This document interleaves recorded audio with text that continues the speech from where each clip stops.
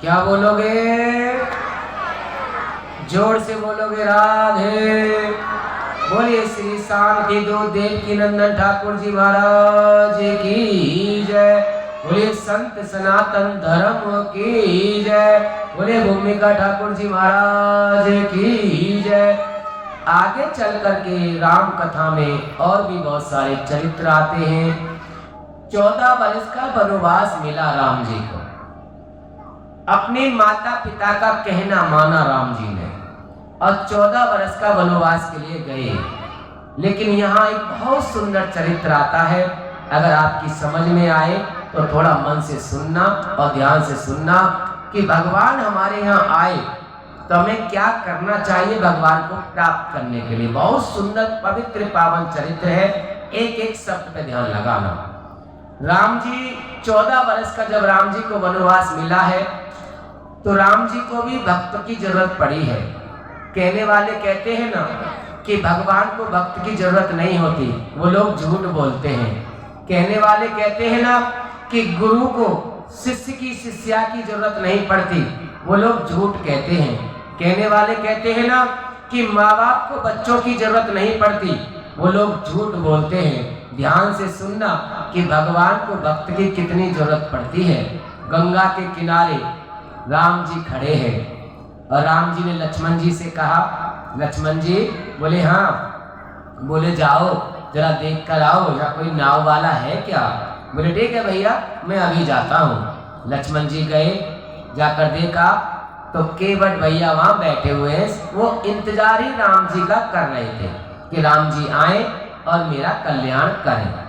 राम जी के इंतजार में केवट जी बैठे हैं। जाति के मल्ला हैं, केवट हैं। नाव चलाने का उनका बहुत सुंदर सा कार्य है। जैसे ही लक्ष्मण वहां पहुंचे जाके बोले भैया, केवट भैया क्या कर रहे हो, कौन हो तुम।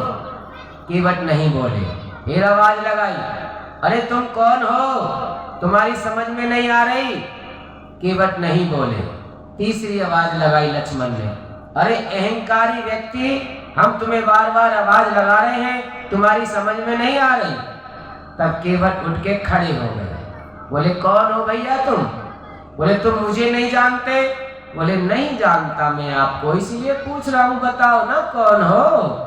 बोले मैं अयोध्या नगरी का राजकुमार हूँ, राजा दशरथ का पुत्र हूँ। बोले अच्छा आप राजा दशरथ के पुत्र हो। हाँ। बोले फिर आप राजकुमार नहीं हो इस समय। बोले राजकुमार नहीं है क्यों। बोले आप राजकुमार जब थे जब आप अयोध्या नगरी में थे, इस समय आप वनवास में आए हो तो आप वनवासी हो, इस समय आप राजकुमार नहीं हो। बोले आप कौन हो। बोले आई एम केवट। केवट के हाँ। बोले आपका क्या काम है। बोले मेरा काम है गंगा मैया से सबको पार लगाना। बोले आपके पास नाव है। बोले हाँ मेरे पास नाव है। बोले तो एक काम करो केवट भैया, हमें भी पार लगा दो। बोले हाँ बैठो नाव में बैठो, जल्दी बैठो, जहाँ कहोगे वहां छोड़ के आऊंगा, जल्दी बैठो। बोले मेरे साथ और भी कोई है। बोले और कौन है। बोले सीता माँ है मेरी। बोले उन्हें भी बिठाओ, उन्हें भी पार लगा के आ जाऊंगा। बोले मेरे साथ और भी कोई है। बोले अच्छा आपको मेरी नाव बुकिंग में चाहिए, पूरी नाव बुकिंग करना चाहते हो। अच्छा बिग फैमिली आए हो, और कौन कौन है। बोले मेरे साथ राम जी हैं। बोले ना मैं दुनिया को इस नाव में बिठा दूंगा लेकिन राम को इस नाव में नहीं बैठने दूंगा। बोले राम को क्यों नहीं बैठने दोगे। बोले मैं हर किसी को अपनी मन की बात बताता भी नहीं हूँ, क्यों बताऊं मैं तुम्हें, तुम हो कौन जो मैं तुम्हें बताऊं। बस एक बार कह दिया ना राम को नहीं बिठाऊंगा तो नहीं बिठाऊंगा, मेरी मर्जी। अब केवट ने जैसे ही जवाब दिया तो लक्ष्मण ने सोचा इसके क्या मुंह लगूं, मुझे लगता है पागल है, इसका ऊपर का माला खा लिए, मुझसे कहता है कि तुम अयोध्या नगरी का राजकुमार नहीं, तू तो वनवासी है और इससे क्या बात करनी। चलो भैया से जाके कहते हैं। केवट ने जैसे जवाब दिया तो लक्ष्मण गए, जाके राम जी से कहा भैया। बोले हाँ। बोले नाव वाला तो एक है लेकिन उसका ऊपर का माला खाली है। ऊपर का माला मतलब। बोले महाराज मुझे लगता है वो दिमाग उसमें है ही नहीं। बोले क्यों। बोले उल्टी सीधी बातें करता है। बोले नाम क्या बताया उसने अपना? बोले नाम बताया उसने अपना केवट। बोले अच्छा हमारा केवट भक्त है वो तो हमारा, चलो ठीक है हम चलते हैं, हम जाके बात करते हैं। राम जी गए, बोले भैया केवट प्रेम से बोलो राधे राधे। केवट एकदम से मंद मुस्कुराने लगे। ऐसा लग रहा है जैसे किसी के पास घी रखा हो और घी में किसी ने बूरा डाल दिया हो, किसी के पास दही रखी हो और दही में किसी ने बूरा डाल दिया हो। अंदर से एकदम से गदगद हो गए, प्रसन्न हो गए राम जी को देख करके, एकदम चरणों में दंडोती प्रणाम किया। बोले प्रभु मेरा जीवन धन्य हो गया आपके दर्शन करके, प्रभु मेरा उद्धार करो, मेरा कल्याण करो। बोले भैया केवट, बोले हाँ आपने हमारा नाम सुना था तो आपने हमारे भाई से क्यों मना कर दिया कि हम आपको नाव में नहीं बिठाएंगे? बोले प्रभु ये घर गृहस्थी का मैटर है, ये बात तो सत्य है कि मैं आपको अपनी नाव में नहीं बिठाऊंगा। बोले भैया आप हमें जानते नहीं हो। बोले महाराज आपको मैं नहीं जानूंगा, आप विष्णु भगवान के अवतार हो, आप अयोध्या नगरी के राजकुमार थे हो और हमेशा रहोगे, और आप ना भक्तों की भावना में हो और आप सबका कल्याण करने वाले हो, इसलिए महाराज मैं आपको अपनी नाव में नहीं बिठाऊंगा। बोले आपके पास मेरी तीनों आईडी है, चारों आईडी है, राशन कार्ड भी है, पैन कार्ड भी है, आधार कार्ड भी है, पहचान पत्र भी है, और फिर भी आप हमें बिठाने से मना करते हो, ये क्या चक्कर है? फिर भी हमारा वीजा पास नहीं करते हो, हमें विदेश नहीं भेज रहे हो, क्या बात है? बोले महाराज जो आपको जानता है इसीलिए तो केवट आपको नाव में नहीं बैठने दे रहा राधे, इसीलिए तो नहीं बैठने दे रहा। बोले बात समझ में नहीं आई केवट भैया। बोले समझना क्या है? महाराज सुनो ध्यान से, देखो मेरी नाव है ना? बोले हाँ। बोले काठ की नाव है और ये तुम्हारे पैर है ना? पैर। बोले हाँ। बोले अगर ये पत्थर से लग जाते हैं ना तो पत्थर भी स्त्री बन जाता है। अब ये भी सुना नहीं था गौतम ऋषि की पत्नी का उद्धार कर दिया, पत्थर को स्त्री बना दिया तुमने। और मैं तो गरीब बेचारा, मैं बहुत ही देखो मैं घर में बहुत खुश हूँ। मेरी एक लुगाई है, लुगाई में मेरी एक घरवाली है और एक मेरी नाव है। इस नाव से कमा के लेके जाता हूँ, घरवाली को जाके दे देता हूँ, मेरी घरवाली भी खुश हो जाती है, मेरी नाव भी खुश हो जाती है और मैं भी खुश हो जाता हूँ। लेकिन अगर मैंने आपको गलती से अपनी नाव में बिठा लिया और ये कहीं गलती से स्त्री बन गई तो महाराज मैं तो दो दो लुगाई के लिए कमाते कमाते ही बावरा हो जाऊंगा, उधर बिजनेस भी खत्म हो जाएगा, मेरी नाव भी चली जाएगी, मेरा क्या होगा? राम जी बोले भैया अगर कोई बात है तो कोई बात तो होगी, तो कुछ तो बताओ ये प्रॉब्लम कैसे सॉल्व होगी? बोले महाराज प्रॉब्लम तो सॉल्व हो सकती है अगर तुम आज्ञा करो तो। बोले ठीक है आज्ञा है। बोले रुको अभी जाता हूँ। भाग कर गए और जाके गोल गोल कठौती लेकर आ गए। कठौती समझते हो? मन चंगा कठौती में गंगा, और भाग जा तेरे पास पैसे ना होंगे नहाए मन चंगा। अरे गंगा के पास जब तक हम जाएंगे नहीं, स्नान करेंगे नहीं, जब तक हमारा उद्धार कहाँ से होगा? ये तो उन लोगों ने कहावत बनाई है जो हमारी गंगा मैया के विरोध हैं, जो शायद हमारे धर्म के थे ही नहीं, वो अधर्म के थे, दूसरे धर्म के थे जिन्होंने कहावत बनाई। लेकिन कलयुग का प्राणी बहुत बड़ा सियाना है। कलयुग का प्राणी अपने भले की बात सोचता है, कहता है मन चंगा कठौती में गंगा। कठौती में गंगा कब आई थी? ध्यान से सुनना और एक एक शब्द को ध्यान लगाना। केवट ने उस गोल गोल कठौती को लिया, गंगा में भरा और राम जी के आगे लाकर धर दिया। राम जी से कहा महाराज मोस्ट वेलकम माई कठौती, आइए ना मैं आपके चरण धुलवाऊंगा। राम जी बोले भाई तू पढ़ा लिखा है, हमें पता है, अच्छा है तू पढ़ा लिखा, बढ़िया बात है, लेकिन यार एक बात तो बता। बोले क्या? बोले यार ये गोल गोल क्यों लेके आया? इसे चौखंटी ले आता जो मैं कम से कम आराम से खड़ा तो हो जाता है इसमें, तो यार गोल गोल लेके आया है ये, अगर मैं इसमें गिर गया तो? बोले वाह जी वाह कमाल कर रहे हो राम, जो दुनिया का बैलेंस संभालता है और वो ये कहता है कि मेरा बैलेंस खराब हो गया तो क्या होगा राधे, मेरा बैलेंस खराब हो गया तो क्या होगा? लेकिन मैं हूं ना, मैं किस खेत की मूली हूं, मैं भी तो हूं। आप एक काम करो ना, बोले क्या, आप इसमें आओ और आकर इसमें बैठो, आप खड़े हो जाओ। अगर आप गिरने लगो ना, एक काम करना, बोले क्या, कि आप दुनिया के चक्कर में मत गिरना, दोनों हाथ मेरे सिर पर रख देना, मैं बैठा हूं, तुम खड़े हो। राम जी समझ गए, वारे वाह केवट, अब आ गई बात समझ में। मैं दुनिया को एक हाथ से आशीर्वाद देता हूं ना, तू मेरे दोनों हाथों का आशीर्वाद प्राप्त करना चाहता है केवट। चल ठीक है, तुम भी क्या याद रखोगे केवट, हम आपको दोनों हाथों का आशीर्वाद देंगे, लेकिन हम तुम्हारी परीक्षा जरूर लेंगे। अब भगवान राम जी उसमें कटौती में खड़े हो गए। अब बात बेचारा धो रहा है, पैर धो रहा है, और राम जी सोचने लगे कि जब मैं गिरूंगा ही नहीं तो तुझे आशीर्वाद दूंगा कहां से। फेविकॉल का मजबूत जोड़ लगा के खड़े हो गए उसमें। बोले अच्छा राम जी, टेढ़ी उंगली करनी पड़ेगी, सीधी उंगली से काम नहीं चल रहा, तुम्हारा बैलेंस कहीं खराब नहीं हो रहा ना, गिरने वाले नहीं, आवाज बैलेंस खराब करूं मैं। और धीरे से पैर में चूटी भर दी, और जैसे ही चूटी भरी तो राम जी का जैसे ही बैलेंस खराब हुआ। बैलेंस क्या खराब हुआ, राम जी समझ गए कि अब ये चूटी भर रहा है, फिर ये भाले चुभेगा, सुई चुभेगा, उससे बढ़िया तो इसे आशीर्वाद दे ही दो। राम जी ने दोनों हाथों से केवट को आशीर्वाद दे दिया, राधे, दोनों हाथों से आशीर्वाद दे दिया। लक्ष्मी जी से कहा मोस्ट वेलकम माई कटौती, लक्ष्मी जी आप भी आ जाओ। लक्ष्मी जी बोली मैं गिर गई तो केवट हंसने लगा, मुस्कुराने लगा। बोले देवी एक बात बोलूं, बोले हाँ। बोले मैं केवट हूं, मैं आपको गिरने नहीं दूंगा, आपको तो कलयुग के लोग गिराएंगे। कलयुग के लोग, बोले हाँ, कोई मदिरालय में ले जाके गिराएगा, कोई वैश्यालय में लेके गिराएगा, कोई जुआले में लेके गिराएगा, मैं केवट हूं।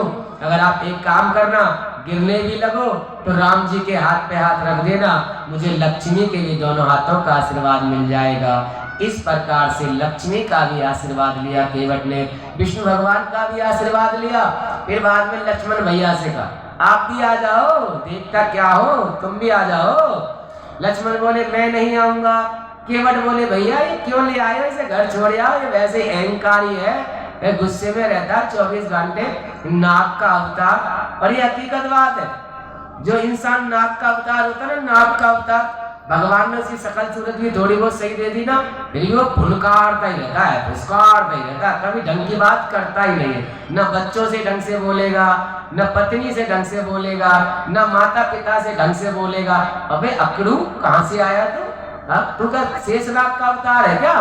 तो जीवन में तो उल्टा ही बोलता रहता है, कड़वा ही बोलता रहता है, कभी मीठा नहीं बोलेगा। ऐसी माता बहन भी होती है, बहुत सी माता बहन भी ऐसी होती है, गजब है। समझ लो पिछले जन्म में नागन थी, मुझे लगता है इस जन्म में भी वो नागन है।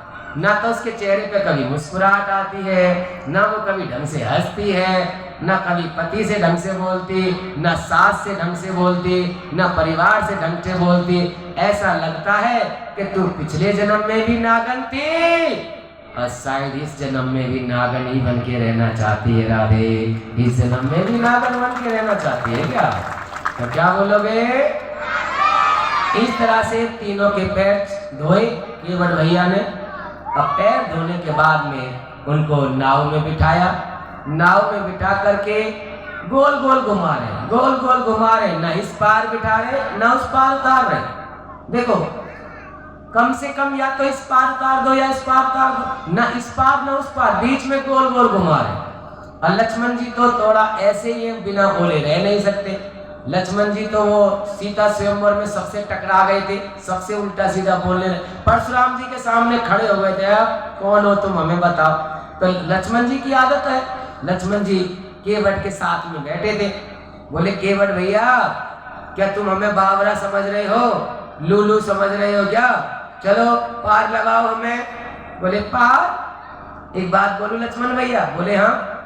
तो देखो जो ड्राइवर के पास आगे वाली सीट पर बैठा हो और ड्राइवर गाड़ी चला रहा हो तो उससे बात नहीं करनी चाहिए। क्यों? बोले बात करता है ना ड्राइवर से कोई तो ड्राइवर का ध्यान भटक जाता है, और जब ड्राइवर का ध्यान भटक जाता है ना तो तुझे जाना होता ससुराल बहू लेने, और पहुंच जाता है तू यमराज के यहाँ। इसलिए चुपचाप बैठा रहे, कुछ मत बोल, मेरी मर्जी, मैं जैसे मर्जी चलाऊं। और अगर ड्राइवर के पास बैठा तो बात मत कर। बोले ये कोई कलयुग की ड्राइवरी थोड़ी है, ये तो इस युग की जल में चल रहे हैं। बोले कलयुग में तो एक आध गाड़ी से टकराते हैं, ये तो सामने भवसागर आ रहा ना, ये तो गोल गोल गोल गोल गोल गोल घूमती दिखाई दे रही ना भवरा सा। बोले हाँ, बोले इसमें नाव चली गई ना तो पता चलेगा तेरी भैया कहीं घूम रहा हो, भाभी कहीं घूम रही हो, तू कहीं घूम रहा हो, तीनों इतर के तरह जाओगे, बैठे रहो आराम से। लक्ष्मण ने सोचा यार इस पावला है, क्या जवाब दूं इसे, चुप हो गए। बहुत देर हो गई घूमते घूमते, चक्कर खाते खाते। तब राम जी ने कहा केवट भैया। बोले हाँ प्रभु कहो ना, कहिए प्रभु कहिए। बोले भैया एक बात बोलूं। बोले हाँ। बोले आप जो चक्कर लगा रहे हो ना, चक्कर, बोले हाँ। बोले इससे हमारे सिर में थोड़ा दिक्कत हो रही, चक्कर आ रहे, कभी यूं घुमा रहे हो कभी यूं घुमा रहे हो, या तो इस पार छोड़ दो या उस पार छोड़ दो। बोले महाराज सच बताना क्या हो गया। बोले हमारे सिर में चक्कर आ रहे हैं आपके चक्कर लगाने से। केवट बोला महाराज एक बात बोलूं। बोले हाँ, कि आप हमें 84 लाख योनियों में चक्कर लगवाते रहते हो, हम बहुत बड़े घन चक्कर बन जाते हैं, लेकिन हम कभी आपसे शिकायत नहीं करते मेरे राम, हम कभी आपसे शिकायत नहीं करते। आपको मैंने थोड़े से 2-4 चक्कर क्या लगवाए, आपके सिर में दर्द होने लग गया। तब जाके राम जी ने कहा केवट आप सिर्फ ये बताओ चाहते क्या हो। कुछ नहीं चाहता, कुछ नहीं। बोले 84 लाख योनियों से मुक्ति चाहते हो। बोले हाँ, अगर ये हो जाएगा फिर तो केवट का कल्याण हो जाएगा। पुनः जन्म मरना, पुनः मरना जन्म, यानी कि बार बार जन्म लेना, बार बार मरना, बार बार जन्म लेना, ये सब अच्छा नहीं लगता। तब जाके राम जी ने कहा जाओ केवट मैं तुम्हें आशीर्वाद देता हूँ कि अगले जन्म में मैं भगवान श्री कृष्ण बनकर आऊंगा, और केवट तुम सुदामा बन के आ जाना राधे, तुम सुदामा बन के आ जाना। अब तो कम से कम पार लगा दो। बोले हाँ अब पार लगाऊंगा, अब अभी पार लगाता हूँ, 1 मिनट में पार लगाता हूँ। एक लगाओ 7वां 8वां गेर लगाओ, 6 गेर 4 गेर होते हैं गाड़ी में, लगाओ 8वां गेर और तुरंत पार लगा दिया। बोले प्रभु आगे उतर जाइए। सीता मैया मुस्कुरा करके वो हाथों में से मुद्रिका उतारी। मुद्रिका समझते हो, अंगूठी, सोने वाली अंगूठी, उसे मुद्रिका कहते हैं। मुद्रिका उतारी, अंगूठी उतारी, राम जी को दी। ये लो, केवट बेचारा बहुत गरीब है, इसे कुछ दे दो। और वैसे भी साधु संत महंत ब्राह्मण योगी तपस्वी या हम किसी की गाड़ी में बैठ के जाएं तो उसे थोड़ा बहुत कुछ देना चाहिए, इसका किराया देना चाहिए। अगर हम किसी की गाड़ी में बैठे हैं तो किराया देना चाहिए। लो राम जी इसे कुछ दे दो। राम जी बोले कुछ देना चाहिए कि हाँ। बोले ये बहुत कुछ ले चुका है मुझसे। बोले क्या दिया आपने, अभी तक कुछ नहीं दिया। बोले अरे बावरी तुझे क्या पता ये मुझसे क्या क्या ले चुका है। इसने नाव में बिठा के मुझे पार लगाया है ना, ये 84 लाख योनियों से मुक्ति पा चुका है सीता जी, 84 लाख योनियों से मुक्ति पा चुका है। ये बहुत कुछ प्राप्त कर चुका है हमें हमसे, और इतना प्राप्त कर चुका है, इतना तो इसका किराया भी नहीं बनता था, उससे ज्यादा ये ले चुका है। इसलिए कुछ देने की जरूरत नहीं है, अपनी अंगूठी अपने पास रखो। तब सीता जी ने कहा नहीं, आपने दे दिया वो एक अलग चीज है, लेकिन मैं हूँ सीता लक्ष्मी हूँ, मैं इसे बिना दिए नहीं मानूंगी, आप इसे दे दो। तो जैसे ही राम जी ने केवट की तरफ वो मुद्रिका अंगूठी करी तो केवट आए, और केवट आके बोले राम जी। बोले हाँ जी। बोले ये अंगूठी मैं नहीं ले सकता। क्यों? ले लीजिए ना, लक्ष्मी जी आपको दे रही हैं। बोले ये अंगूठी अब लक्ष्मी जी को वापसी मत करना, तो बोले सिर्फ अपने पास रख लो, ये अंगूठी तुम्हारे काम आएगी। बोले काम आएगी? बोले हाँ, तुम तो सब जानते हो, तुम्हें बताने की क्या जरूरत है। जब ये सीता जी चोरी हो जाएगी तो हनुमान जी को क्या दोगे? उसी समय राम जी ने वो अंगूठी जेब में रख ली। सीता जी बोली ये क्या कह रहा था, ये क्या कह रहा था मेरे बारे में? बोले हर बात स्त्री को बताना जरूरी नहीं होता राधे, हर बात स्त्री को बताना जरूरी नहीं होता। वो कहने वालों ने कहा है ना, वो प्रिया को हर बात बताना, प्रिया को बात बताना ना चाहिए। हाँ, ये अगर वो कहते हैं हर बात बताना नहीं चाहिए, कुछ बातें नहीं बतानी चाहिए, लेकिन ये थोड़े सारी बात नहीं बतानी चाहिए। सारी बात घरवाली को नहीं बताएगा तो क्या पड़ोसन को जाके बताएगा? अरे सारी बात, कुछ बातें तो घरवाली को भी बतानी चाहिए, लेकिन कुछ बात है जीवन के जो रहस्य, जो उनके मतलब की नहीं है, सिर्फ वो नहीं बतानी चाहिए, बाकी बातें तो कुछ तो बतानी चाहिए। तो सीता मैया से कहा राम जी ने कि देवी कुछ बातें माता बहनों के मतलब की नहीं होती, जो केवट ने कहा है वो सिर्फ मेरे मतलब की बात है, आप चलो। इस प्रकार से राम जी ने भगवान केवट का